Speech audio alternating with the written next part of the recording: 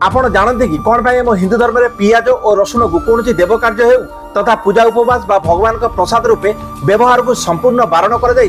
पौराणिक कथा अनुसार जब समुद्र मंथन समय भगवान विष्णु मोहिनी अवतार धारण कर समुद्र मंथन उत्पत्ति होता अमृत को देवता मान मध्य बांटुले से राहु आ केतु छद्मवेश धारण कर आसी देवता मान मध्य छिड़ा हो जाते किंतु से भगवान विष्णु अजाणत राहु आ केतु को अमृत प्रदान करते किंतु जब भगवान विष्णु राहु केतुंकर छलना संबंध में जानवा पाइले से क्रोधरे निजर सुदर्शन चक्र द्वारा राहु केतुंकर मुंड को शरीर अलग कर जेहेतु अमृत राहु केतुंकर मुखरे था शरीर मध्य पहुंची नाला से मुंडर शरीर अलग होगा पर शरीर तो नष्ट हो जाता किंतु मुंड अमर हो जाता तो ए समस्त घटना मध्य पियाज और रसुणर प्रकृत उत्पत्तिर घटना लुचि रही जब श्रीहरि विष्णु राहु केतुंकर मुंड को शरीर अलग कर से मुंड आसी भूमि में पड़ता तो सही समय मुख मध्य अमृत दुई बुंदा आसी पृथ्वी में पड़ता जो पियाज और रसुणर उत्पत्ति होता जो धार्मिक दृष्टिकोण पियाज और रसुण अपवित्र होता है कारण यह उत्पत्ति राक्षसर मुखर पड़ा अवशेष होता है